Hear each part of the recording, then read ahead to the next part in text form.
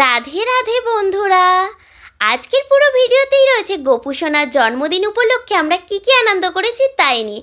তো চলো শুরু করা যাক। তো এইখানে তো সমস্ত সাজগোজের জিনিস রয়েছে, আর এবার হবে গোপু সোনার স্নান। তো সেই জন্যই দিয়ে দেওয়া হয়েছে দুধ, গঙ্গাজল, ঘি, মধু, আর এর মধ্যে এবার বসানো হবে গোপুকে।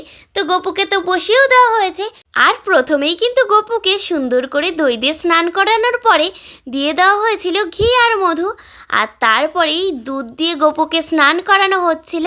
আর এইদিকে দেখো আমাদের গোপু সোনাও কিন্তু আজকে মহা খুশি। আর সবশেষে কিন্তু গোপু সোনাকে গঙ্গার জল দিয়ে স্নান করানো হয়েছিল। তো গোপু সোনার স্নান পর্ব তো শেষ হলো, এবার চলো গোপুকে সুন্দর করে সাজানো যাক। যেহেতু গোপুর আজকে জন্মদিন, তাই গোপুকে তো স্পেশাল লুকগুলো দিতেই হবে, তাই না? তাই কিন্তু গোপুকে একেবারে সুন্দর করে সাজিয়ে দেওয়া হচ্ছিল। আর গোপু কিন্তু আজকে মহা খুশি ছিল, তার কারণটা হচ্ছে গোপু সোনার জন্মদিন উপলক্ষে আমরা সবাই যে এতটা আনন্দ করছি, তাই দেখেই তো গোপু সোনা এত খুশি ছিল, তাই না? তো এই ছিল আমাদের গোপুর কিন্তু প্রায় ফাইনাল লুক। তো সবশেষে গোপু সোনাকে পরিয়ে দেওয়া হয়েছিল টিপটা, আর এই হচ্ছে আমাদের গোপু সোনার ফাইনাল লুক। আর এটা কিন্তু আমাদের গোপু সোনার দুপুরের লুক ছিল। তো তারপরেই আমি আর আমার বান্ধবী মিলে চলে গেছিলাম গোপু সোনার সাথে ফটো তুলতে। আর যতই হোক গোপু সোনার আজকে জন্মদিন, ওর সাথে যদি ফটো না তুলি তাহলে কি হয় বলো? আর আমরা কিন্তু গোপু সোনার সাথে অনেক অনেক ফটো তুলেছিলাম। আর তারপরেই দিয়ে দিয়েছিল গোপু সোনাকে সেবা। তো গোপু সোনা সেবা গ্রহণ করে বিশ্রাম নিতে থাকুক, আর আমরা এখন চলো ঘুরে আসি মঠের থেকে। তো দুই সখী মিলে তো বেরিয়ে পড়েছিলাম খা রোদের মধ্যে। আর এই রোদের মধ্যে কিন্তু আমাদের অবস্থা একদম বেহাল হয়ে যাচ্ছিল। তাতে কি, মঠে যেতে হলে তো একটু কষ্ট করাই যায়, তাই না? আর তোমাদের সাথে কথা বলতে বলতে তো মঠেও চলে এসেছি। আর দেখো মন্দিরটা কিন্তু বন্ধই রয়েছে, কারণ এখন যেহেতু দুপুর টাইম আর ভগবান তো এখন বিশ্রাম নিচ্ছে, তাই না? তাই জন্যই বন্ধ রয়েছে। আর মঠে কিন্তু সারাদিনই কীর্তন হচ্ছিল। আর ভগবানের জন্মদিন উপলক্ষে দেখেছো সারা মঠটা কত সুন্দর করে সাজিয়েছে। আর এগুলো করতে কিন্তু অনেক সময় লাগে, তাই অনেক দিন ধরে সবাই মিলে এই মঠটাকে সুন্দর করে সাজিয়েছে। আর এখানে তো আমি আর আমার সখী মিলে বসে বসে কীর্তন শুনছিলাম। আর মঠে এসে যদি কীর্তনই না শুনলাম তাহলে আর মঠে এসে লাভটাই বা কি, তাই না?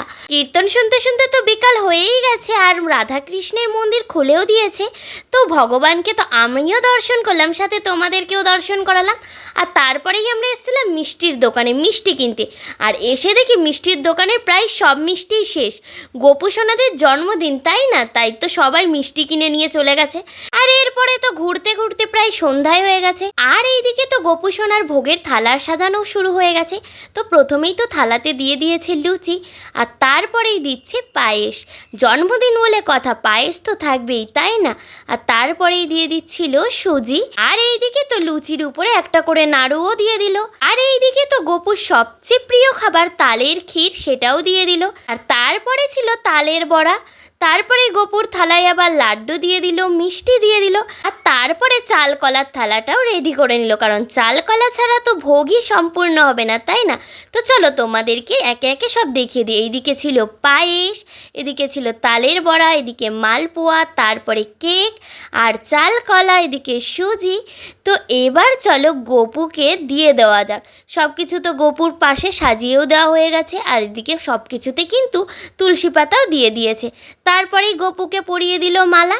এবার চলো গোপুর কেমন লাগছে সেটা দেখা। এদিকে তো বেলুন দিয়ে সুন্দর করে সাজিয়ে দিয়েছে। তারপরে দেখো সব ভোগ টোগ দিয়ে গোপু বসে রয়েছে। আর ভোগ দর্শনে কিন্তু দুর্ভোগ কাটে, তাই তোমাদেরকেও আমি সুযোগ করে দিলাম ভোগ দেখার। তো বলো বলো গোপুকে কেমন লাগছে?